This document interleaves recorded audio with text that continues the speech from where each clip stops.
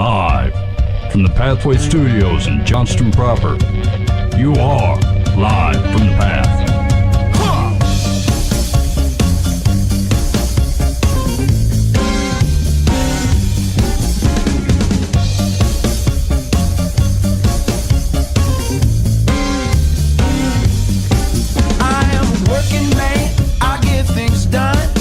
And you are listening to Live from the Path. We're coming to the Pathway Studios here in Johnston proper.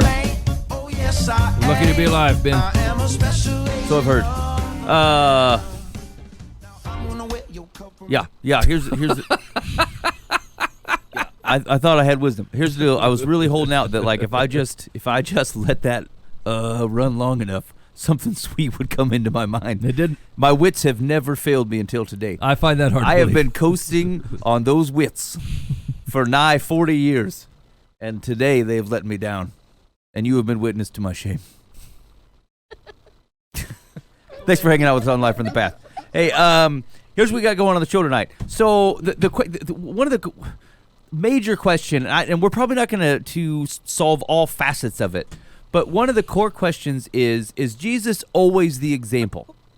Or maybe to reword it, is there anything that Jesus does that we are not to exemplify? Or not capable Or of not exemplifying. capable of exemplifying. Like, it shouldn't be our aim to say, act like Jesus in this way because he's Jesus and he gets to do this, but you do not. Or are there things where Jesus seems to handle things a certain way and he goes, well, yeah, that's for Jesus. We shouldn't do that. It's not practical. It's not reasonable. It's not even intended. Okay, so I mean, right off the swing, we get in this conversation a lot when it comes to faith healing, or it comes to healing people. Yeah. Right? Like, Jesus already knows whether he's going to heal them or not heal them, or whether he has the prerogative to do so. And sometimes we pray for healing and it does not happen. And sometimes we pray for healing and it does. And so, that's one of the things where I think people struggle with walking boldly in the fact whether God is going to heal or not heal, where Jesus doesn't seem to have that concern. He just walks up and says, don't worry, they've already been healed, I didn't even go, and everything's probably fine. And I do wonder if there's more of, and there's some theology that gets behind this, but as we think about Jesus healing people, I think a lot of times maybe that's the thought, that Jesus just knows, but like I would contend that I believe that the New Testament represents Jesus' interaction with the Spirit very similarly as our interaction with the Spirit. So, like, our understanding of Jesus as fully God, fully man, I think people are healed through Jesus the same way that they're healed through Jesus now and through us now. So he knows things. He knows things that are coming up in his limited man state and also God state because the Spirit reveals it to him. So, point number 2 that I think people have a hard time, and when I say people, I mean Mike. Let's just get right down to the text. Here's the things Mike struggles with, right? That's what it is. But like, and maybe it's something that I really I want and I envy in Jesus is like he knows what he's doing here. He knows what he's doing, right? Like you'll see almost in every gospel, it'll make a point to say, and he's turning his face towards Jerusalem. Right? He knows what he's doing. He's on his way to the cross. He knows he's going to die. He knows he's going to suffer for it. And he knows that they're going to put him to death, right? And like, just to know what you're supposed to be doing, I feel like there's a large portion of Christianity that goes, I got to be honest with you, I just don't have any idea what I'm supposed to do. Yeah. I don't know. Like, day to day, I feel like I'm trying to be faithful in the thing that God has in me, but I don't know if it's right. And it's not like I'm getting a heavenly spanking or a heavenly applause. Neither one seems to happen. And so you're like, man, I don't know. And like the disciples suffered from the same thing. They half the time had no idea what they were supposed to be doing, right? As soon as they got a little bit of leash, they said, should we ring down fire on these folks? Now, hold on. That's not what you're supposed to be doing, right? And so they went off the deep end. And so I think that's probably another when we're talking about things that we emulate or want to, where Jesus is the example. Jesus has a pretty concrete idea of what he's supposed to be doing. Now, would it be fair to say that your rebuttal would be the same thing as it was for the healing? Right, like Jesus relied heavily on the Holy Spirit. He was constant in communication with God the Father, and sought out the things that both the Holy Spirit and Yahweh were doing. Where you probably can find Mike Fust on most given days not doing that, and therefore I'm out of the loop. Right, it's like not checking in at the teacher's desk every morning, right, to figure out what was going on. You just kind of sit in your desk and go, I'm going to do geometry because I want to. You didn't stop, you didn't ask, you didn't find out, you didn't care. and then you go, why did nobody tell me what was Right. going on It was today? a science day, and you didn't bother to check in. And you didn't even stop. And Yeah. so like so maybe I'm talking my own self in a circle. Well, here, so, but- so I think this will be interesting to explore over a number of weeks. So here's what I'd like to do is for the foreseeable future, let's focus on an interaction or characteristic or some sort of example of Jesus behaving, and let's ask the question: one, is this to be fully? Is Jesus' example to be fully engaged with for me? Are we capable of it? And are we supposed to be? Are we supposed to do it this way? Is there anything unique about Jesus in this situation that otherwise doesn't prescribe it to his people? Because, like, even the phrases like "What would Jesus do?" and trying to do things that otherwise Jesus has given example, it just assumes that. And it seems like I could get that. Like, you could look for a moral lesson, but Jesus is doing all kinds of stuff I've never done in my life and never even considered doing or think that I'm capable of doing. yeah. And so, so the question is: one, should we look at it as an example, and is it to be considered normative in the life of the Christian? Or possible. Or possible is probably 2, and the normative is probably 3. If it's possible, and normative meaning like should we be doing it all the time? Yeah. Yeah, I think those would be interesting questions. So, Mike, you're it this week because I think you have an example, and then I'll take next week. And I'll try to, I'll in my reading and stuff, I'll figure out an example, then we can talk through that. And let's just start walking through what Jesus is doing and see if we can straighten out those questions. Okay, I think that sounds like a plan. So on tap for the rest of the show, we actually have we have some guests this week, Ben. Yeah. So the Foose ladies are in. What's basically happened is we swapped a couple of kids, and it was easier just to bring them into the show to hand them off than to burn miles. Yeah. And frankly, they continue to add value to discussions on the show. And so we were excited to have him in. Dan got pulled away for a plumbing item. Yeah. And Boova's for, heaven knows where. I don't know. He might be picketing across state lines. I thought he took a job cleaning Kaibos or something, but like he wasn't real smooth on the details. So Hey, now that you mentioned that, I was in a car with him once, and there we passed somebody called like the Kaibo King. yeah. And he saw the word king and go, "That's me." I said, "Boova, it's got the word Kaibo in front of it. you can't just." Yeah. He goes, "I know. I'm working on my humility, but I said, well, Kaibo King might be for you." So anyway, I'm not saying he's out attempting to become the Kaibo King under his own inertia, but I'm not saying he's not doing that. I'm either. not saying he's not getting a tattoo that says just that very thing. Yeah. You got to fake it till you make it. You Kaibo King a logo on your back. That would actually be pretty cool.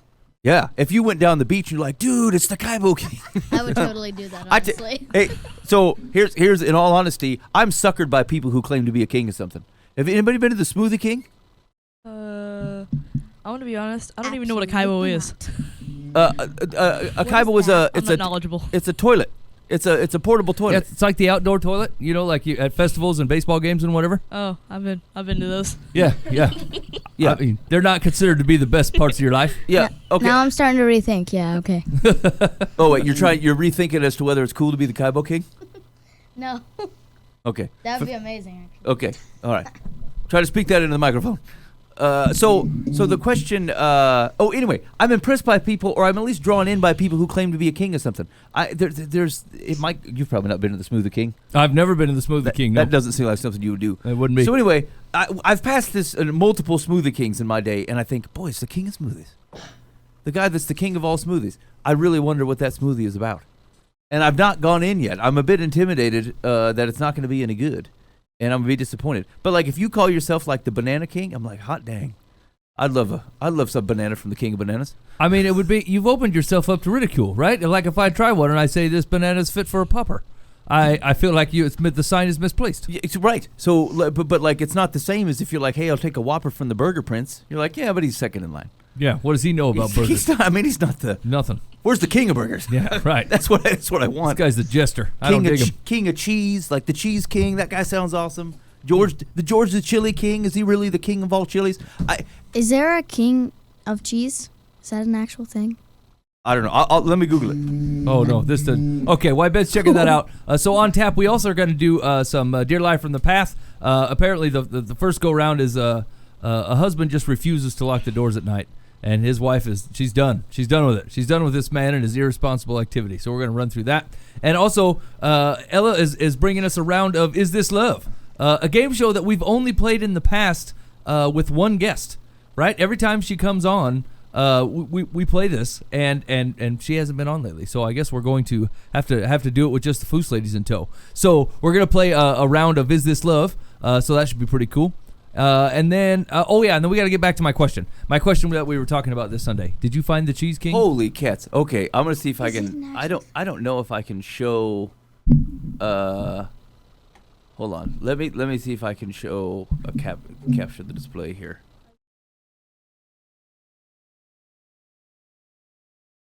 Where's the friar on the hierarchy of people?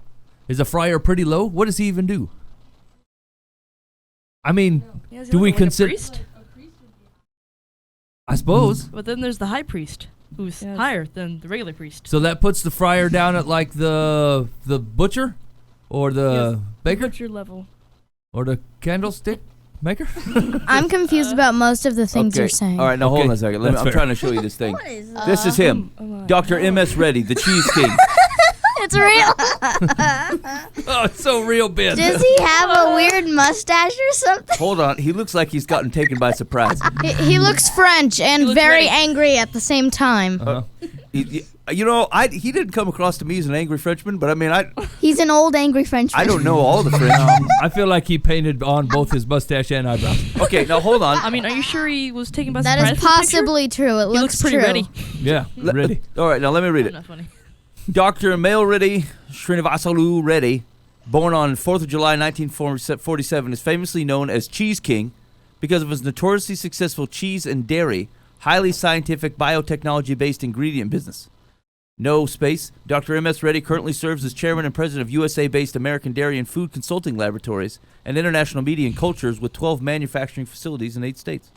Boy. Where does this King Cheese live? Or King of Cheese Yeah, live? where's King Cheese living? I'm changing my mind. I don't think he's French anymore. I honestly think he's German. His Okay. name sounds German. Boy, Bellis, he really has the complexion of not a German man. Yeah, I mean, I'm gonna go on a stretch here and say he's Indian. Yeah. I mean, I've been off base before, but I mean, he seems like an Indian fellow to me. That's a Like- really Where's the big crown? stretch there. like, Boy, just getting the legs out for a walk, Ben. yeah. All right. So anyway, hold on. We gotta stop looking. I gotta figure out how to not show you that picture anymore. There we go. Okay. Mercy. I wasn't prepared to show the Cheese King. Hey, just a couple of things to tuck this up. The Urban Dictionary says Cheese King is the cheese that reigns supreme over the cheese kingdom. He wears a crown of mozzarella, cheddar, and Swiss. That doesn't sound very good. How old is that cheese? Are No. we citing the Urban Dictionary? Yeah. I'm telling you, it's a risk. Now, there does look like there was a Milton Bradley board game from the 50s called King of the Cheese, but I don't know if that has any relevance. And then kingcheese.com will not load, possibly for the better. I think we should do more researching on this King of Cheese. Before Later. we speak about it, Yes. Boy, we that's need to wise. we need That's to the- do some discussing about this. that's the wisest thing that's ever been said on these airwaves. Indeed. You know what? Before flapping your Thank yap, you very much. maybe you should do some research. Yeah. I feel like we should look into the King of Cheese more before we clout the airways with this information. Okay, that's fair. Okay, so let's get to what are we going to do here? Yeah, let's do the question. Let's do the question. Okay, so we were talking about it this Sunday at church, actually, and it was something that Ben had said where he had said that Jesus invites people out of something more than he spends time berating them for the thing that they're in. And I thought, yeah, like it really, I grabbed onto it and I thought about it actually for the last couple days, and of course with some people that I know, and I thought, how can I do this? How can I do what he's saying better? And I thought, I don't know.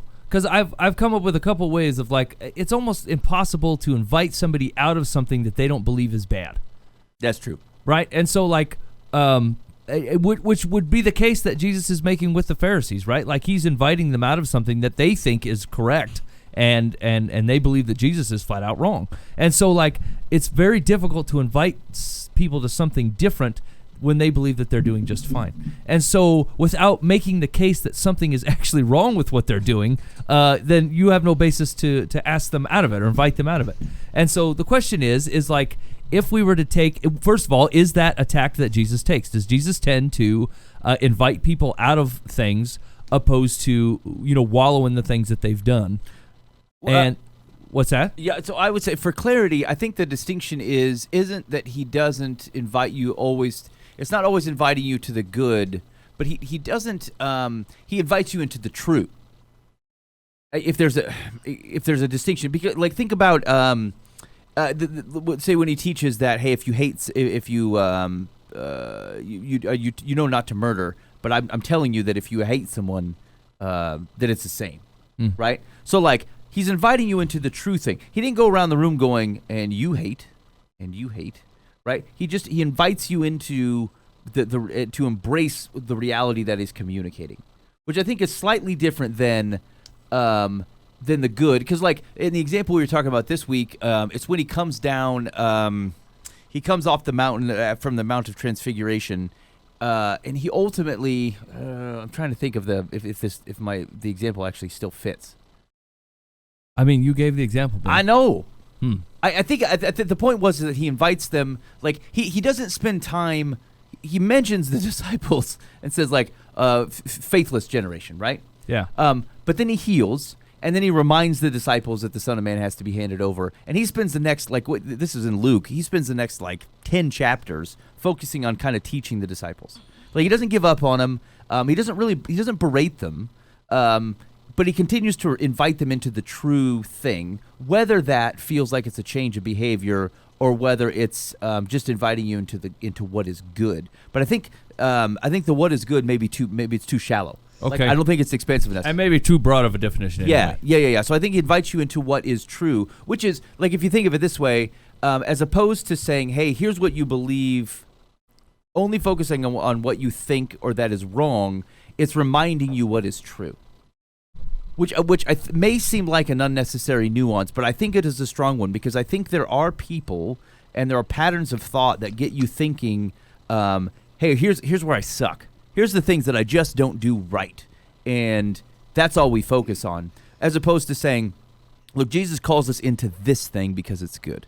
Jesus calls us into this thing because it's true. So it's as opposed to focusing so much or always or exclusively on where you are, Jesus almost never, actually, maybe that's the right question.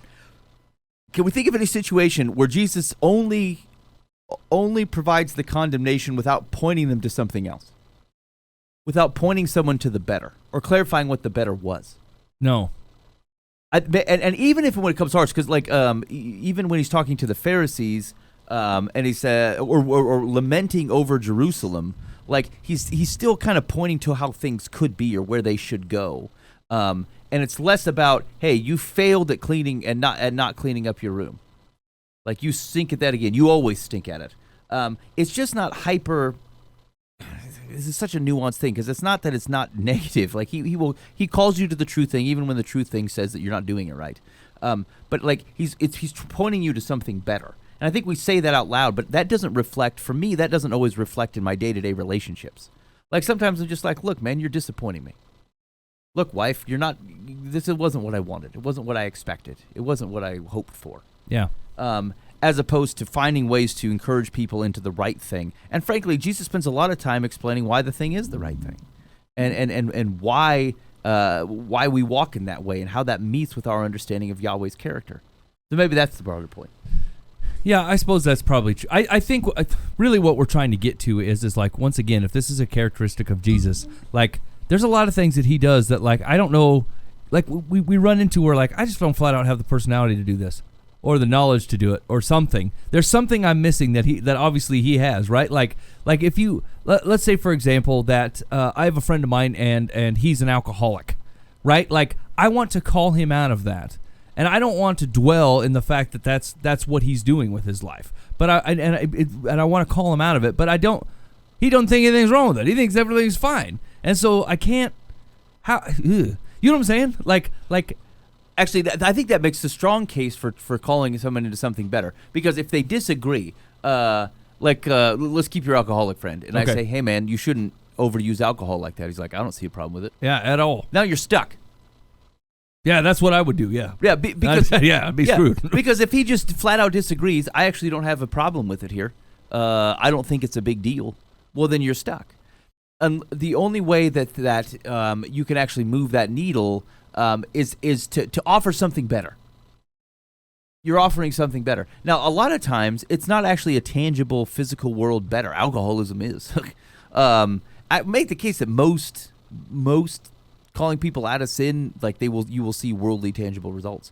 But like, there's some things where they're self-indulgent. They're greedy, and they will feel better to someone. And you trying to call them out of it into something that's pure. I was thinking about this recently as people who are. There are people who have the opportunity to have any relationship they want to with other people, right? As many relationships as they want, especially thinking of people of the opposite gender, date as many people as you want and whatever. And yet, most people still try to get married because they're after something. They're looking for something that is deeper, that is more than what they had after they test drove 100 people Yeah. to say, hey, is this right? And like, yeah, there's the same times that folks might have been married 5 times, 10 times. But like, what I'm telling you is that that there's something in their heart that says, boy, this isn't. If this was everything I needed, why would I bother trying to get married? If these casual relationships with people, like I can have physical closeness, I can have discussions over the phone, we can spend a lot of time together. But like, what's that extra step that causes people to go, I want to be in the same house with the same person all the time, and I want legally everybody to know it? It's because you're calling into, Jesus' design, God's design for the world calls you into something just a hair deeper than what the casualness or the ability to bail gives you. And so I think of it similarly, I guess, is that like you might say, boy, I got everything I want here. And like the only thing I could possibly tell someone who's in that situation is say, look, let me just explain what I think my relationship with my wife is, my imperfect relationship with my wife. But let me just tell you, and I think there's probably going to hit something where they're like, I didn't even know I wanted that. I didn't even know, I had no conceivable thought it was better. Yeah. Well, I mean, it's the same thing as when we were talking about the preach teacher in Ecclesiastes. He brings up both things of honor and wealth and says it doesn't matter how much either one gets. If your goal is to have honor in life, you want honor from every single person and you'll never get it. And if your goal is to get wealth, no amount of wealth will ever satisfy it. And so it falls into those categories as one of those things that, like, doesn't matter what you're trying to fill it with. The wisest guy at the end of the day of his whole life goes, you know what? I've seen it all. I've done it all. I know everybody that's done it all. And I'm telling you right now, it's never going to feel like you want it to. It's never going to. And you're going to fall in the same trap as everybody else, but it's never going to quite make it. And so that's still calling, that's still Jesus, right? Like that's still calling people out of something to something better. That says right now you're fooling yourself into thinking that what you're doing is filling you. And all you've done is accept a shallower well. All you've done is saying, look, I had the opportunity to swim in a 15-foot well of free-flowing water, and it was great. And then you've gotten yourself one that doesn't cover your ankles, and you're like, yeah, this is great. You're lying to yourself. It's not great. You've just convinced yourself that ankle deep is worth 15 feet, and it never was. Well, and think of the lady, a good example is think of the lady at the well who has been married multiple times, and everybody in the village knows this lady is a sinful woman. And, like, it's not like Jesus doesn't know it.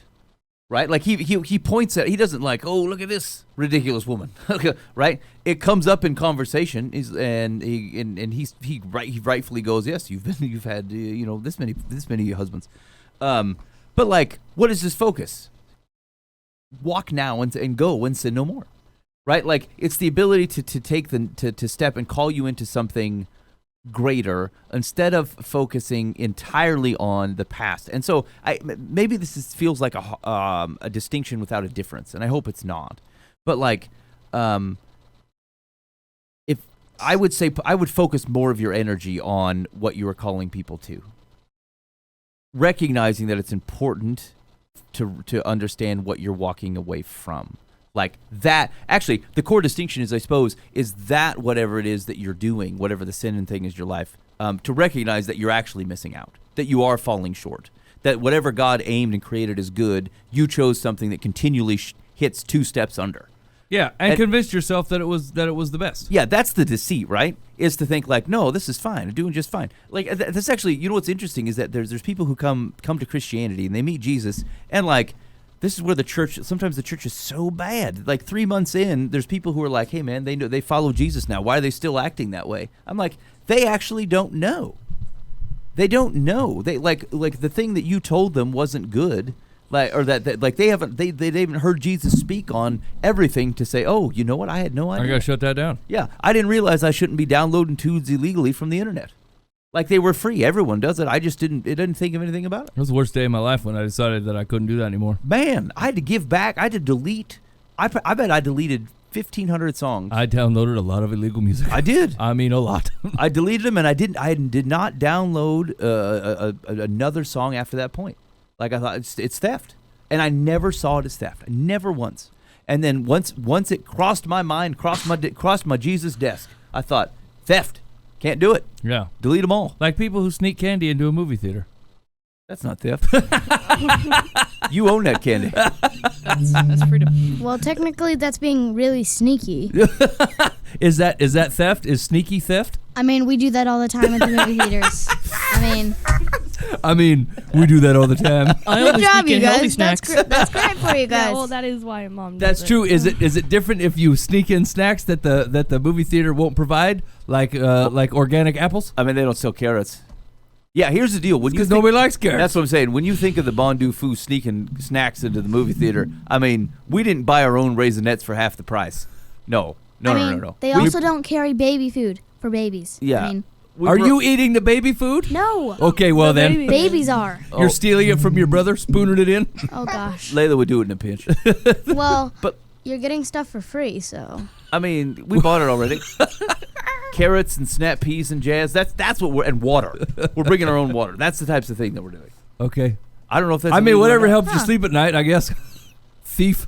I mean, I would bring my own. You're Raisinets. you're stealing business from the movie theater. We should try that. You're like a Pied Piper for vegetables. They should make your business cheaper. Then I'll buy from them. Right. Wait a minute, is that the way this works, right? If someone doesn't price things accordingly, then it's okay to steal from them? No, it's okay to take No. action. No. Get it from someone else. And Or- gunsling your own Twinkies in there. Or just have some healthier stuff instead of a bunch of junky stuff. Nobody wants to go to the movie and eat carrots. Well, Gross. my mom the choice doesn't let is us get movie with junky stuff. carrots. That's a terrible movie food. No, you gotta eat crap. Yeah, crap food. If the choice is movie Nice. with carrots Or or movie without anything to eat or drink, I'd choose movie with carrots. Me What about too. everyone else? They're gonna hear you That's- crunching hey. on carrots in the movie theater. Oh, now hold on. Nom nom nom. Carrots. It's not a silent, speechless film. Hey, I mean, popcorn is a high decibel food. no, it And have you depends ever on heard what kind of slack someone jaw you slurping? got eating. People slurp their bought drinks from the movie theater all Okay. the time. I mean, there are some loudmouths out there, regardless of what they're eating. I hear what you're saying. Anyway, we'll turn this back around. We'll sort this out. Yeah. Thieves. Okay. All right. So let's go back to our questions. So one is the assertion, right? Jesus is always calling people to true things. He does not tend to exclusively focus on the failures. John the Baptist is an exception if I think of biblical figures, because his brood of viper thing, like Yeah, he just I mean calls that's just straight up. How did you try to escape? You should have just gone to the fire. Like Yeah. yeah. But generally speaking, I think we see Jesus calling people to true things, and generally doing it with patience. And he only gets exasperated with people who know true things and frankly just flat out refuse to do anything about it. Yeah. Which I think that's where he takes to task the leadership part.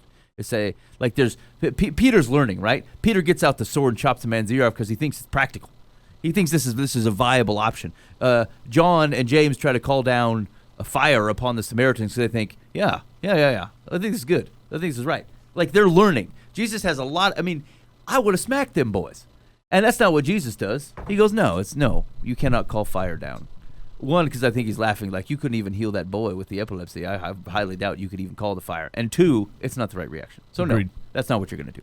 So like Jesus has a lot of patience for people learning on what it means to follow him. He does not have a lot of patience for people who figure it out, who know it, and who aren't trying, and who are trying to otherwise manipulate what they know to their own ends. Okay. Yeah. Okay. Okay, so the question was, is that a general pattern of Jesus? I think it is. So if you let's say, hey, if you think we're getting this wrong, by the way, as we go through, if we're missing examples or you want to talk through them, hit up the complaint line 515-517-0085. That's call or text. That's what I would do. Text seems like the way to go. 515-517-0085. That's the Bob Eisenhower Life from the Path complaint line, and let us know, are we missing some examples where we should otherwise think of Jesus differently in this light? Yeah. All right. So if it's the right pattern, is that true for us? Yeah, I think that it is. I think it is true. I think us. it's difficult, and I think it's worth spending some time on. What makes it hard? We are well, not Jesus, and we don't have his patience. Yeah. So patience for one. It's Yeah. hard to be patient with other people. It's hard to keep saying things, like even saying something nicely once is hard when Yeah. something's annoying you. But if you say it multiple times and they still just aren't getting it, that Right. starts to like wear on your nerves. Yes. But I think that's right. I think our patience is difficult. Is it possible to have the patience of Jesus? Do we think the Bible allows us the thought that we could be patient like Jesus is patient? I think the answer is yes. I think it's a possibility. Boy, Layla gave that a hardcore no. Layla, you don't think so? I was thinking. I didn't say no. You're bowing out. You chicken ninny. I was thinking. I never said no. Hey, I was thinking no as well. What's yeah. a chicken ninny? Layla. It's a Layla. who shook her head no until she got called out with it, and now she's acting like she thinks shaking her head in a no pattern. How rude. Yeah. So I think it's possible. I don't think there's anything that precludes us from having the patience of Jesus. I think it is extremely difficult because it requires an excessive amount of humility. Yes. It says, I don't think so much of myself that I am so upset when I feel disrespected or ignored, or like my power and authority didn't cause the thing to happen the one time I said it. That's the thing. Is like, do you know how much humility it takes to say? It keeps the "I told you so's" down. When you say, "Hey, man, I really think you should stop doing this," and then they keep doing it, and then they get back a hold of you, and you're like, "Man, things are rough," and you're like, I mean, I told you to stop doing it. And that's my reaction, right? Like, Look, we talked about this already. If we talk about it more than twice, I'm super irritated the fact that you have made no moves to try to turn this thing in any direction, right? You just sat in a cesspool of grossness and then said, I can't believe it's dirty in here. Like, that's an unreasonable reaction to me. But the thing is my response to them is not, it's a righteous indignation, not a loving, patient, I really want to see you out of this thing. It's, I want to see you listen to me. And when you don't, it's a slap to my face that you didn't do what I told you to do. And that is not humility. That is straight up pride. Okay, actually, that reminds me of the example then from the sermon this weekend. So it was on. They come down. The boys fail to heal the lunacy boy, and after the Mount of Transfiguration, and then they end up on the road talking about who's the greatest, right? And like it seriously, Mike, you hear your kids having that conversation. Hey, yeah, but I'm super great. And you're like, nah, I think I'm probably the greatest. You'd be like, what the heck is the matter with you guys? What do you mean you're the greatest? How could you be so pompous and arrogant to do that? But like, what did Jesus do? He actually didn't do that at all. He reminded them of, and clarified how they should think of greatness. And his expectation is that they then react to that. I think that was the core principle, is that Jesus points you to a true thing. And oftentimes he ignores conversations. It's continual in the scriptures where people try to get Jesus to step in the middle of interpersonal conflict. They're like, this guy's doing this thing. And like, Jesus tends to ignore interpersonal conflict and just move on and talk about a true element that should otherwise drive how people react to their own situation. So like, even in our own personal lives, I think a lot of the times Jesus isn't coming in and saying, I want to really focus on your bad behavior. He just tends to remind you what your good behavior should be, what it looks like to not hate. So like, yes, there's a lot of detailed examples of what he could give to say, look, you're hating your brother. But he doesn't do that. He just says, look, it's the same as murdering. And you're supposed to go, well, shoot, man. I'm doing that. I got to knock that off. It's like that stealing thing we talked about. As soon as you get an indication that says, hey, having songs that you didn't pay for, that you downloaded. Now, I mean, this was from like the 90s and early 2000s. Yeah. It's been a while since people were even doing this because they didn't offer the unlimited Amazon Music or whatever. Like, you actually had to buy all the songs. But like, soon as it hits you, Jesus expects that you then react to the information that you've been given. The definition changes, and you're like, oh, well, then I have to stop.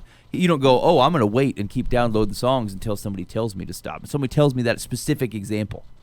Because that's what people do, is we try to niche out whatever it is, the pleasure we get out of something, and go, yeah, but did he say that real specifically? Yeah. But here's the thing. If I'm taking things in prayerfully, is Jesus goes, hey, man, here's what greatness means. I think to myself, well, shoot, here's what I know. I'm not posturing towards that greatness. And can I think of all the different places in my life where I lack humility and where I maybe diminish how I see other people that Jesus says are great?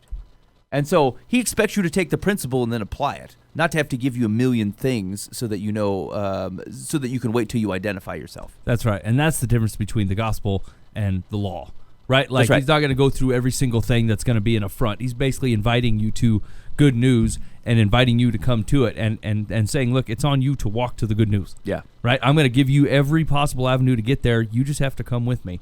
I'm not going to lay out every rule and then come punish you every time you make a mistake. I'm just telling you that this is how we get here. Do it, and inviting you to it. So ways in which that, how does that look?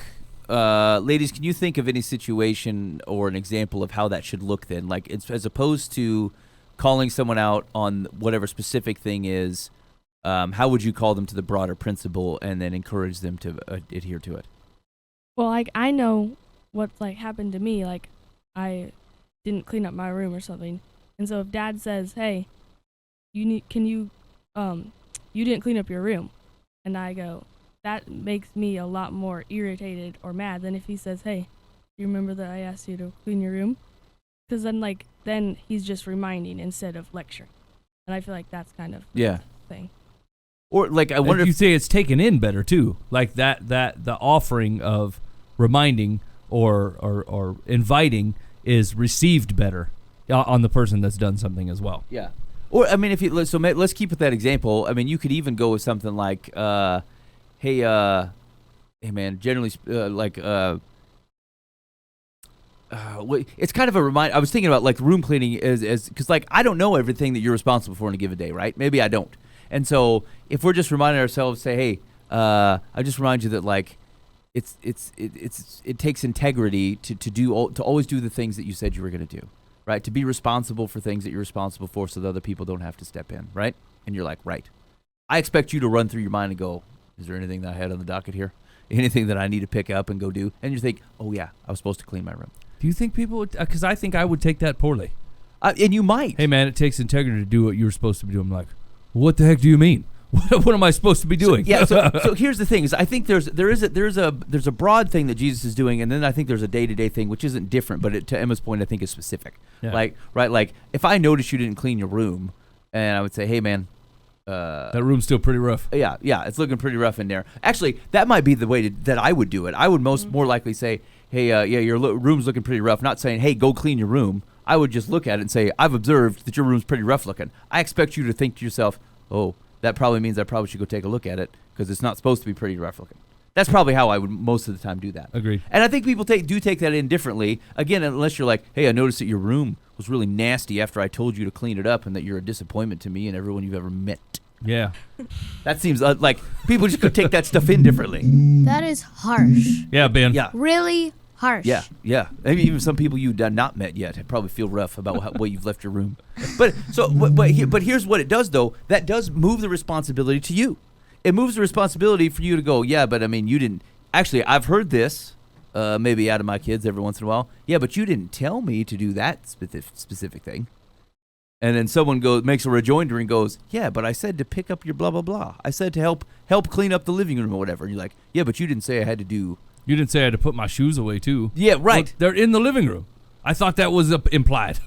Right. Like it's being able to take a broad principle and Jesus expects then you to react to it and go, all right, how do I live this out with integrity, with the best that I can in the situations that I'm in? My Yeah. mom actually literally said that exact thing today. Boy, that's rough, Layla. I did not know that. That is rough. I mean, And I suppose maybe that's as the people who are most generally on the receiving end, especially when it comes to the Holy Spirit. When we're talking about taking things on with integrity, we're talking about even you take the example and say, hey, look, I need you to clean up the living room. Instead of looking for caveats of the things that you don't have to do, it's owning the thing and going, all right, I will check everywhere. I will make sure the living room is clean, even under the couch, even the books that are supposed to be put right side up instead of upside down or whatever. You know what I'm saying? Like it's taking ownership of the things that you're being invited into. And I think if you do that, you will find out that they give away a lot more rewards than you think, right? Like a lot of folks. This once again, a lot of people. This is Mike. Try to cheat the gospel. Yeah. You know what I'm saying? Like if God says, "Look, I want you to live a life of integrity," what you end up trying to do is live a life that looks like integrity. But you have to cheat to make it look like that, right? Instead of just living a life that is complete integrity. It's really difficult to do. I know a ton of people that say, no, lying is wrong, but they will lie on occasion if they feel like they need to. I'm not one of those people. I don't struggle with that. I pretty much don't lie. But I'm sure I've done it. Even when I haven't. I've withheld parts of the truth where I should have told the whole truth, and I only told like 3/4 of it because the last quarter would have been a real problem, right? And I'm not saying that like we're talking about living and dying on caveats of the thing. What I'm talking about is like when God says, I want you to love people, we try to make it look like we love people. We call them on their birthday, or if something bad happens to them, we touch base with them. But to be honest, we don't actually like them. We don't really want to spend any time with them. And that is true. And so like if that's something that you're struggling with, we've got to work on that. God says all the joy is there. God says all the joy is living a life with integrity. God says all the joy is of putting yourself below others. And like we really stink at that. Yeah. Once again, Mike, we stink at that. We really stink at putting other people ahead of us, right? Like, but we're really good at making it look like we put a bunch of people ahead of us, right? You make one self-sacrificing grand gesture here or there, or you make sure that it looks like you're being super kind to people. As much as I wish that was me and the true inclination of my heart, it is not. I do that because the Holy Spirit prompts me to do that. And I do that because I want to do what God's heart is. It is not my natural avenue. It is not my natural thought process. Like, I have to conform to that. And God's right. It really does bring a lot of joy to me, living that way. But, I mean, I got to be honest. I spend a lot more time and effort phoning it in than I do spending time and effort doing it honestly and with full of integrity. Yeah. So, anyway, that was a lot of blah, blah, blah for that particular subject. But Great. Were you going to say something? I think so.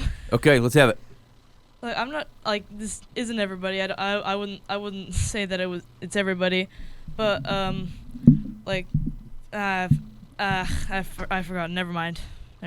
Gone completely. Yeah. Okay, if it comes to you, let me know. Poof. What? Okay, What's that poof about? now the other ones are busy looking at themselves in the camera again. Just like 3 years ago. It's very distracting. To have beautiful people on the TV like No, I'm myself. looking at the two of you talking. Ben, we got time for This Is Love? Boy, it's gonna be tight. Okay, yeah, let's do a This Is Love. Okay. All right, Ella. Ella, what's the premise of this game?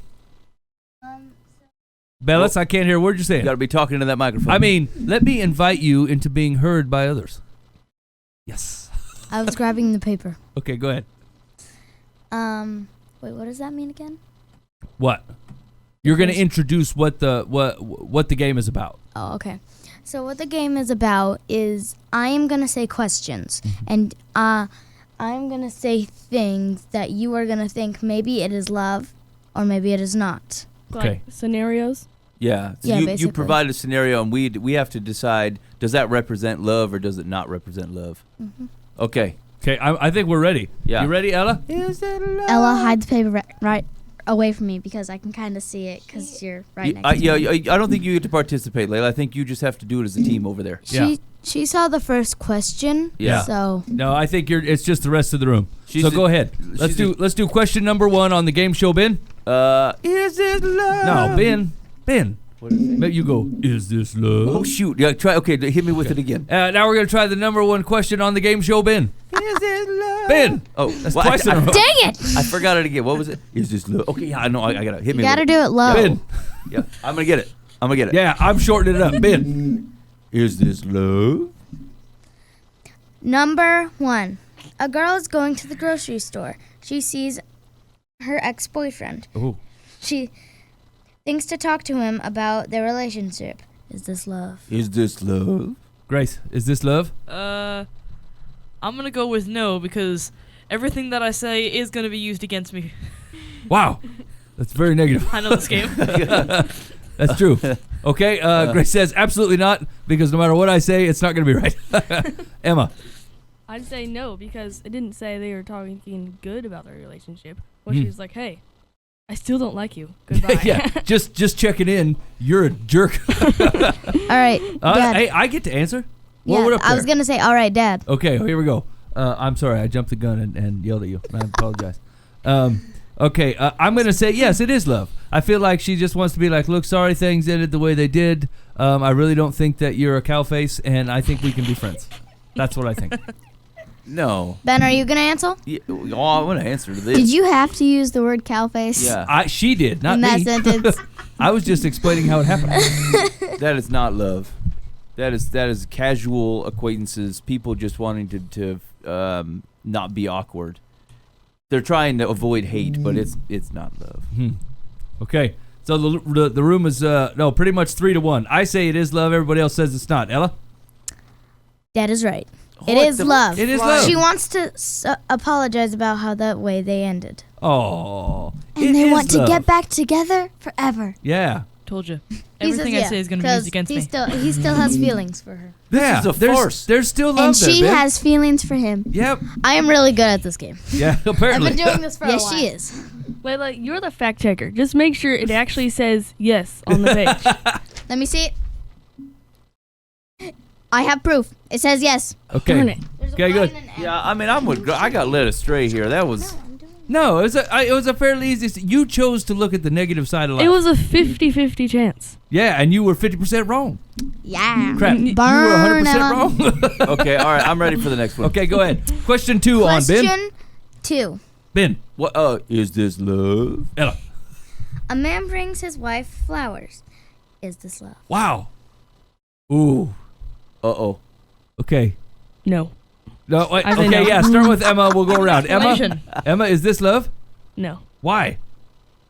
Because it doesn't smell right. No, the whole thing is fishy. Yeah. Like a back-end drug deal. That's Do you no mean the good. flowers This- don't smell hey, right, or This tells you the level of romance thing at my doesn't house. smell right? Yeah. Emma goes, dude bringing in flowers? Suspicious. Yeah. I agree with that, actually. That's not love at all. I think he's apologizing. I think he talked to his ex-girlfriend at the grocery store. Whoa, it's the same guy. Okay, I'm gonna say no. Okay, it ain't the same guy. Okay, I'm gonna say no. It is not love.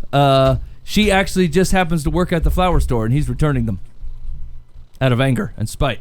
Was that a no or a yes? Wait, you can't return flowers? Yeah, you can. I bought these, and I don't want them anymore. No. Huge mistake. No. How does that make sense? The wife bought them, gave them to the husband, and No, the husband's the giving husband them back? was gonna bought them from the wife, bought them for the wife before it was her shift, and then he was gonna give them to her to be nice, and then she did something that made him angry, and he came back later and came back to the flower store. That explanation reeks of depravity. Is that a yes or a Not no? what happened. Now I'm gonna say no. It is not love, Grace. No. I'm gonna say no because I'm a nerd and I know secret flower language. So it's probably the flowers that mean like, haha, you're alone, you have no friends, haha, I Wow. don't love you anymore. Holy cow, Grace! Grace, you are a negative Nancy. What the Or the flowers are infected with like ants. Why? What's the matter Emma, with you guys? you are another negative Nancy. I think it's the YouTube. I Yeah. mean, I'm either right or I'm pleasantly surprised. That's true. She set herself up for positivity. That's you looked at it as negative, Wait, Mike. so- Grace said this is the rose-colored view of life. So is that everybody a no? Yeah, everybody's, everybody's in. a no. Everybody's Ella, a no. is this love? No, it is not. Yeah, not the love. the flowers are poison. Wow! Ooh, we were close. Straight They're poison. deadly nightshades. Sorry. That's a berry. Mike, you got to stop pounding on that desk, man. Oh, wow. Huzzah! If you guys are hearing that reverberation, that's King Lear over here. But it was on accident. I He didn't did see- mean to bring his wife nice flowers. I didn't It see was on Grace's accident. specter view of the world being dead on correct. They are indeed poison. Holy cow, that corner of the room nailed it. It is Mike not Booth YouTube. Is the It is king Sherlock. Of table pounding. Yeah, I'll tone it down. I'm Okay. sorry. I get real excited during the games. All right, ladies, let's fire it up. What's is this love? Third and final question. Okay, I'm ready. A man goes on a walk. He sees a girl. He says his name. She laughs. Is this love? Wait a minute. His name is like Dwayne. Hold on. Yeah, I just got Mike. Let's replay this. You're gonna be the woman, and I'm gonna be the dude, and whose name is Gilbert. Okay, here we go. Go ahead. You're walking down the street. Gilbert. No, his name is Dewey.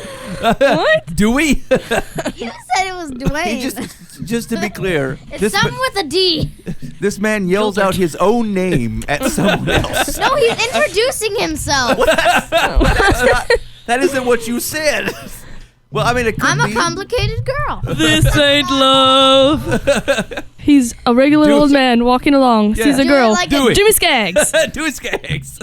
Let's go opposite this time. Okay. Ben, just answer the question. Okay, I'm sorry. Ben, go ahead. Yeah, Start with Ben. Ben. Comes around. Yeah, okay.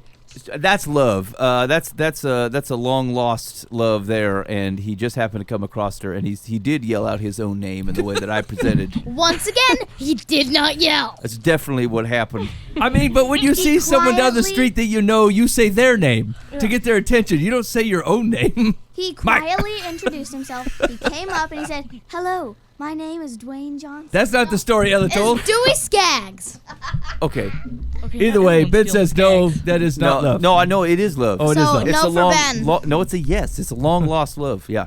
Yeah, Okay, I'm gonna yes go with. for Ben. I'm going with a straight no. Any man that shouts out his own name, or even quietly introduces his own name, is just, it's not love. He just wants attention. Right. Excuse me. Dewey Skaggs. Yeah. Excuse me. And I do escape. she laughed at his name, so that is clearly Yeah. not a sign of What? love. No, it doesn't mean it's whether he's in love, not her. And he could have a very silly name like Dewey Skaggs. Or, I mean, I suppose his name could be like Crumpets McGillicuddy or something. Or But you guys are getting out of control. Okay. I'm sorry. what was the That's question fair. again? Okay. Again, that's wise insight on the show. Or Ella, it could possibly Could we read the be. question The, off? the question is this love? Yeah, that's the it. question is, Okay. a man What's the goes on a situation? walk. He sees a girl. He says his name and introduces himself. Wait, That did was you not add there that? before. No, well, you guys are jumping to conclusions. Hey, Improvision. Gracie, stop peeking. I can see you. You're What? peeking. I'm Okay, admiring go ahead, your Emma. face. Emma, what was your take? Yes. It He's is just love. a socially awkward man. It's just socially awkward, but it is love. Okay. Okay, Grace Foost. Yes, they actually speak a different language, and his name actually means "I love you." Oh, that's crazy. Dewey Skaggs in French means I love you. Yeah. So, Shimmer. no for No shimmers. Hey, you got to speak into the microphone, dear. That is no for Dad and Uncle Ben, and that is yes for Emma. No, and Dad Grace. was yes. I'm a yes. Yeah, I'm the lone no. Yeah, Mike's the lone no. Oh, okay. Dewey. The answer is yes, it is love. The girl has an issue whenever she meets somebody who she thinks is attractive, she laughs crazily. Oh, wow. But is It love? took a That turn. doesn't I'm really good at this game. No that matter does what he not says. explain why he said his name, but Dewey. That ain't Oh, love. What do you expect? Someone to just come up to you, just like, "Hi," and they don't say their name? Well, well, mean- that makes more Now, sense. what makes more sense than just saying their name. Yeah. Dewey. No, no. They say, "Hi, my name is." She did not Emma. say the introduction Hello. part first. It just made it sound No, like someone I was just yelling their own name. I just have to pass. Hey, can him. we bring back Emma. the Pat Brigade? I forgot what the Pet Brigade is. You just pat somebody on the back next to you like this. No, it No. doesn't seem welcome. Just, Social affection is not welcome that's here. a no. It's not love. Hey, you've enjoyed playing a round of Is This Love with Live from the Path and the Live from the Path ladies. And so if you enjoyed that game, let us know. Call the complaint line, 515-517-0085. That's call or text. Hey, and maybe we were wrong. Did we get it wrong? Tell us where it was or was not love. Do it. We need your help.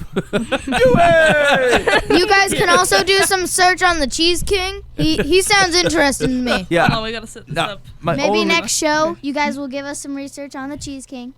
Yeah, Also you know, known as King of the Cheese. we don't. Yeah, that's a good point. We don't farm out enough stuff. We barely do our own research. Hey, Wait, is he the king of cutting the cheese? Oh, he's King Breezy. Breezy cheesy. Yep. And this is what happens. It delves into the King last level of funny.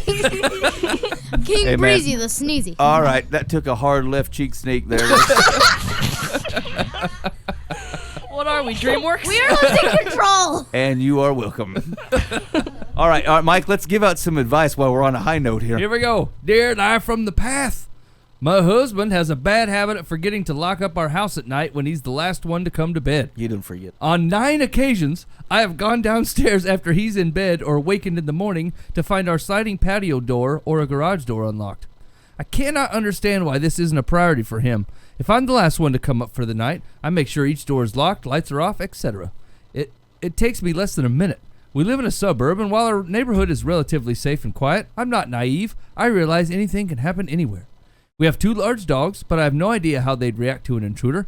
Frankly, I don't want to find out the hard way.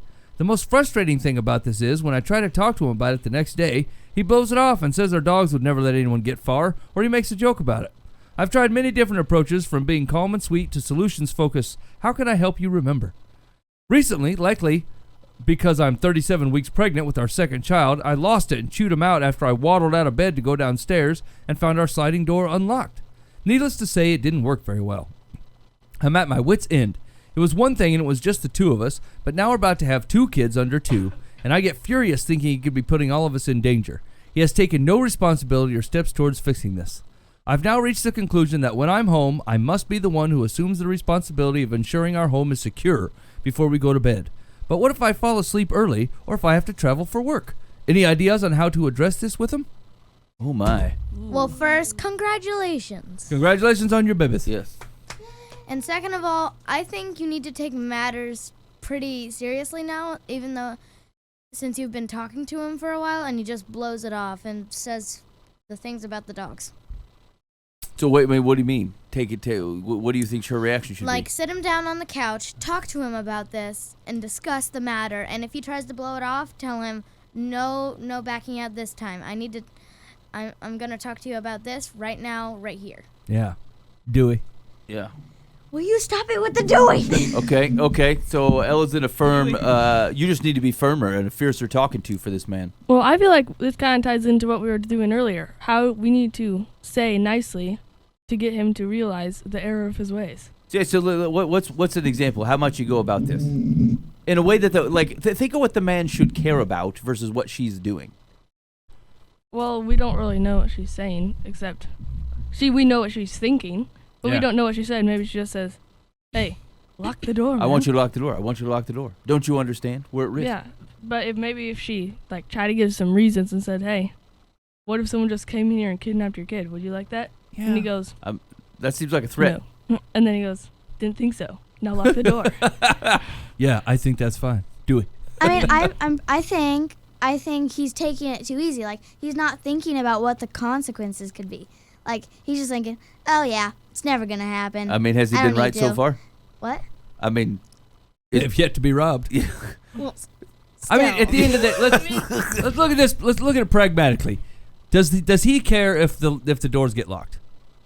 no. I don't think he don't against care. it. He's not worried about it. He's not worried about people breaking into the house at all. right. There's 2 big giant dogs there. He figures, and frankly, anybody that's has any serious intent to get in the house is going to get in the house. You can kick doors open. You can break windows. If you want in, you're getting in. That door lock ain't going to do nothing but slow you down. Okay, go ahead. Hold on, Ella. Hold on. So, is he worried about people breaking into the house? No. No. Right? Is she worried about it? Yes. Yes. Does he mind if she's worried about it? No. No. As long as she takes care of it, he's like, Should. I don't Not care. really. Don't drag me into this thing. If you want to lock all the doors, that's fine with me. I'm just not going to do it. Yeah, So- so she should just do it before when she goes to bed. If he stays up later, is he going outside?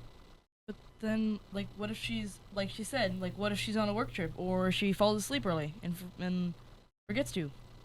So now let's talk about humility and talk about if it's important to my wife, regardless if it's important to me, and it takes all of 2 minutes to lock this joint up. Does he have any good reason not to just lock the doors? No. No. No. Not really. Here's the thing. I agree with him. I think it's dumb. I agree, yeah. I don't care if my doors are locked at all. But my wife does. And so my doors get locked. And I'm not grumpy about it. I don't care. I'm happy to do it if it makes her happy. So why he doesn't want to do it, this is a humility thing, right? Like this is some of the stuff that we're talking about. We're talking about dealing with other people is this matters a lot to that woman, to his wife. It matters nothing to him. And I don't fault him because I don't matter to me either. But do I think it should matter to him because it matters to his wife? Absolutely. Yeah. There's nothing stopping him from doing this. He should absolutely do it with Yeah. a smile on his face. I mean, let me ask you this question though, just from her description. So they got 2 kids. Mm-hmm. So I'm gonna assume that they've been married 2 years at least, maybe 2.5. she's counted 9 times where he's not locked the door. Yeah, that's his little bird. Yeah, let me submit to you that yes, I think this man should do it. Just not because she goes. If I were her, maybe like one of the ways to approach is to say, look, this matters to me. I know that you were protected by the dogs. I know that you think it's not going to be a problem. I'm asking, will you humor me? Not because you think it's true, but because I'm asking you because it means something to me, and I would like to think that that you are protecting me. It makes me feel good to think of you protecting me, and part of that is doing this thing that just makes me feel better. Can you do that? Can you do that for me? I think it's a lot better way to go about it. But like to the extent that she's counting and she's got a 9-time clock, 9-time count over roughly 900 days. Okay, that's ridiculous. Yeah, that's pretty good. Just Pretty lock good the odds. door. Yeah. And what if those are days he just forgot and she's just taking it as like you don't care, and then when she says it he's like, what if he says, sorry, I forgot, but I mean the dogs are here, so really what does it matter? Because I feel like if I got home really late or something, I'm probably tired. Like I can barely remember to brush my teeth if I'm really tired. Right. I feel like I wouldn't remember to lock the door most of the time. What are the things you don't forget? I don't forget to go to the gas station. You know why? I love it there, and it's important to me. Right? So do I. Do what? I've been taking after my dad lately. I love going to the gas station. There it is. So Don't forget to go to We bed. went there on the way here. But, so actually, that's a really good point, though. Is if like as we think of this humility thing, and he says, "Yes, you know what? I'm going to do this because you asked me to, and because it's important to you." From the wife's perspective, just know that he's only doing this because you asked him to. And he's glad to do it. I'm glad he is. But like to then take the fact that he forgets to do it, like it's something that you care about, you're most likely to your point, Mike. Like the things that you care about, you're most likely to do. Especially if you think it means something to your safety. If it doesn't mean anything to you, it's not always going to be top of mind. And so it doesn't mean, oh, you know what? I disrespect my wife and I don't care anything about her. I'm just going to go to bed. It just isn't at the top of his mind. And so when people are doing things for you, not because they want to or not because they find it reasonable, but simply because they love you, just recognize that they're going to miss every once in a while. Because it's not the same to them. And like, I know you can try to make the case, well, if they loved me, they would do it. Don't ever say that. Like, humans don't really react that way, right? It doesn't mean that the thing that's always on your mind is always on their mind. You got to have some grace for some folks. And so if you're telling me realistically 9 times out of the last 900 days, this man is neglected to lock the doors, then you are being preposterous. yeah, that's 99% rocking it. Yeah, he's doing a great job on something he thinks is bogus. Now, I think, to be honest, I think you should set an alarm. I think you should set a reminder. Yeah. Because he did say he was going to, like, if he agreed to do it, then I think you got to own it, like we talked about with cleaning the living room. I think you set an alarm and say, if you say you're going to do it, you do what you say you're going to do. And if you know you're going to forget because you don't give a crap about it, I'd set an alarm. Yeah. At least remind yourself to do it because you know you're not going to remember because you think it's dumb. I'm just saying, don't overreact on the miss. I agree. Like, there's things that I think about as part of keeping our house up. Actually, dishes are a good one. Like, I load the dishwasher half the time. My wife maybe does it the other half the time. And like, if I want to load the dishwasher and I can't because the kids are supposed to unload the stuff, then it means a heck of a lot to me right then that those dishes got out of the way. But like, because my kids aren't waiting to do something if they don't put the dishes away, it's not at the top of their mind. It's a barrier for me. It's not a barrier for them. And no, although I want them from an integrity perspective to take responsibility and go, look, I know I'm holding the process up. I should be thinking about this more often. Every time I put a dish either in the sink or somewhere else, so just say, do I need to unload the thing? But like, just recognize, just because it's on my mind, 30 minutes out of a day, it might be on their mind 3 minutes out of a day. And so, while encourage them to change, I don't have to overload it and go, hey, you hate your mother and I. That's right. Like if you that- love me, you'd empty this dishwasher. That's not what it is. That's too far. Right. They need it's helping people do the things that you want and having some recognition that it doesn't always doesn't mean it's always top of mind. Individual people care about individual things or just prone to certain stuff. Worry or think about things 50 times a day, and it might cross my mind once a day. And that's not a fault thing. It's just recognizing who we are and trying to find ways that it still works out. Okay, so that's our advice is for her question was, how do I approach it? Right? Yeah. What should I do? I would say, 1, don't threaten him. No. Look, have grace when he doesn't get it right. And frankly, if he's 9 out of 900, like, here's my question to you: you ever say thanks? Right, for doing it. Yeah, like this is the thing he doesn't care about. You ever go, hey, I know that you're not worried about it, but like I really want to tell you that I feel loved and I feel cared for when you do this thing the way that I've asked, and I just want to thank you for that. Thanks for thinking of me. And like, I mean, you ever do that? Because like, if the guy's only hearing about it the 9 times out of the 900, like, yeah, his motivation to do it isn't going to be very high. And like, as people, we tend to do that. We tend to call it the things that didn't go well. We just have a hard time saying yes because it met our expectations. We don't say great job for meeting our expectations. We say you stink for failing them, or we say great job when things went above and beyond. But just telling people thanks for doing the things that you've asked them to do, like, that's still okay. You're not encouraging wrong behavior. You're still encouraging right behavior. Say thanks for people just being faithful. Just doing the thing that you ask them to do and doing it consistently, and be gracious when they're off. So that's what I would say. I would say make sure you're thanking him for doing something just because he loves you. I think you should be gracious with him when he misses, and frankly, don't even bring it up. If he's 9 out of 900, yeah, I wouldn't even say anything. Just lock it. He doesn't need to know because he's not a child. And you looked, and you guys were still covered. And so, and whatever risk that's out there, like, I mean, you're gonna live dangerously every once in a while in your suburb. And maybe a bat gets in your house. But like, I just don't overreact. Keep it in some level of perspective, including the perspective of the relationship that you're in. Really fast, I'm going to jump back to Emma's answer. Mm-hmm.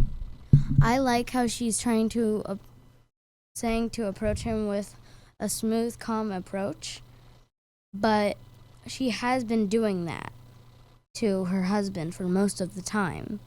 So... what do you mean by that? Well, I mean, like, if you were going to say, hey, Dad, guess what I did today? I yelled at Grace. Would you put yourself in the best light, the worst light, or the light in what had actually happened? Probably the best light, just because that's what we do. Right. Yeah. So you're saying she might be misrepresenting herself. I'm not sure she said she dealt with it calmly. Yeah. No, she said if she's she been didn't pretty rough say... with him. Yeah, she said she, like, blew up at least once. Yeah. And actually, it is weird that she says, because I'm 37 weeks pregnant and we're going to add another child, I've had enough. And I'm like, that first child wasn't enough to get you all fired up? Like, this one's not important? Yeah, that first one we had, I don't care if they're taken by the wolves, but this second one, I love him.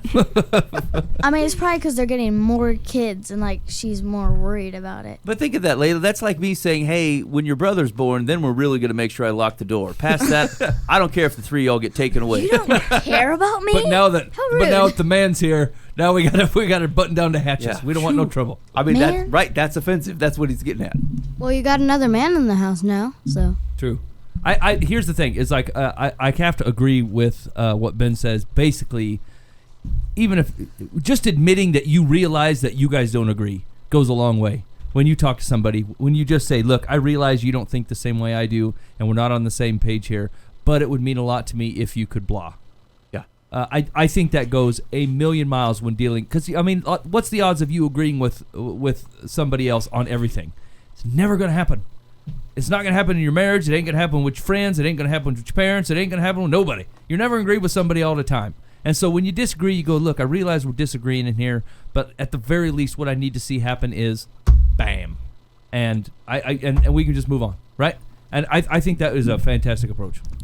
Yeah, I think the softer approach is probably the better idea. Like, if you're trying to threaten them or something, they're probably not going to do it. People don't take that very well. Yeah. And that's just smart. That's just smart on your end. Do they deserve the threat? Depends. Maybe they do, maybe they don't. But at the end of the day, if you want the doors locked, the threat's not going to get it done. That's what we're talking about. We're talking about how to deal with people. Threat, yeah, and People don't like being threatened. Threats are assertions of power. They're like, you're gonna do this. Like, it takes something that could help. Like, it takes you from trying to help people into the right thing to asserting your authority over them to get it done. And like, again, if we look at the example of Jesus, you don't see him doing that. You don't see him pulling the, hey, just to remind you, king. So you'll shut your mouth and do what I tell you. Except for with demons. Except for with demons. He casts demons out. And even then he kind of, like, he grants certain things that they're asking about. But like, I just, like, when it comes to the other humans that Jesus is dealing with, Boy, I mean, I feel like I'd be really disappointed in them a lot of the time. But Jesus is patient, and he calls them to true things, and he doesn't give up on them. And he just doesn't. In fact, when you hear him say the start of the phrase, the Son of Man, he could say, hey, the Son of Man says you're going to do the following, because I'm the Son of Man. I'm the Daniel 7 Son of Man, and you're going to do what I tell you to do. Right? But what does he do? He says the Son of Man's going to be handed over. And then he teaches you what it means to be great. The only instruction you get directly from that is from Yahweh himself, where he goes, this is my son, listen to him. Yeah. But like, even when it says listen to him, like, his listen is teaching. Jesus is a teacher more than he is an authority figure, more than he is a dictator. He is a teacher. He's bringing people in to understand the ways of Yahweh so that they accept them as good and they change their lives and follow them. And so if your relationships don't reflect that, it's not that it can't get done the other way. There's plenty of people who got raised or in by authoritative parents. There's plenty of people in relationships where one of the spouses is the authority figure. I'm not saying it can't be done. I'm saying it can't be done well. Yeah. I'm saying it will, somewhere that will bite you, and someone's authority, like, you're going to lack humility as the authority figure, or your relationship's going to get burnt when someone just gets sick and tired of it, and they don't like being treated that way. And frankly, I just don't. It doesn't honor people the way Jesus honored people, and he was the person who, out of everyone, could go, look, just do it, just do this thing that I said. Okay, Secular says, you have already addressed this with your husband. That he is so careless about the safety of his wife and children is shocking. He appears to be very immature. Okay. Because he seems incapable of assuming any responsibility for locking up, you're going to have to do it. There are high-tech ways to remotely lock doors from afar, and you should explore that option. Also, for your own peace of mind, have a professional dog trainer or other experienced dog person enter your home through the unlocked door while you and your husband are upstairs, because while the dogs might not attack a stranger, they might alert you to the presence of an intruder. I suggest this because many years ago, my very tame German Shepherd did exactly that. Okay, now I think that I'm just going to say this after the advice that everything that we've given, it's overdone. I think they're way overplaying the hand here. Your reckless husband or whatever. Yeah. He's so thoughtless. He hates you and wishes your kids were dead. Like, Also- no, it's ridiculous. People never think about this, but if you call an adult immature, you're pretty much insulting us. No, that's true. You're insulting the children. Every kid in the world. Yeah, right. Children are more mature than this. How rude. Here's the thing. I think reasonable people can differ on whether a locked door is important. Yeah. I mean, there's 1,000 dudes on cell block C that'll be like, that locked door doesn't mean anything to me. I would just bust right through it. But if it makes you feel safe, and it does prevent certain crimes, for the half a minute it takes to lock it up, just do it. Just do it. I don't lock my stuff because I don't want people breaking my door. It could cost me more of a pain in the butt to fix the door than it does if I'd have just let you come in and started stealing stuff. I'd rather you walk in the door, take what you're going to take, and walk out without kicking my door jamb in and how I got to buy a new window and it's all a big pain in the teeth. So I'd rather just have you come in, take what you're going to take, and leave. Because frankly, you can't take what I didn't give you. And so I would rather have that happen opposed to them breaking my house. But that's just me. That's just my opinion. Yeah. I'm okay with people being the other way. All right. Hey, you've been listening to Live from the Path. Thanks for hanging out with us tonight. We really do appreciate it. Hook up with us on the complaint line, 515-517-0085. Hey, maybe if you're listening to the podcast, just maybe leave us a comment, leave a review for us, just so we know that you're out there. I can't tell you, like, no joke, guys, how encouraging it is to see people interact with the show. Actually, Jessica, just last week, boy, we love seeing your comments, and we're glad that the program is enjoyable. And I don't know, it's just super encouraging to us, guys. So, if you get some time, as a favor to the old Live from the Path fellas, just know that you're out there digging on the program, or that it's terrible. I mean, either way I think it'll work for me. Yeah. In fact, other than that, we will see you next week. In the meantime, be faithful in the means. God will handle the ends. You've been listening to Live from the Path. Bye.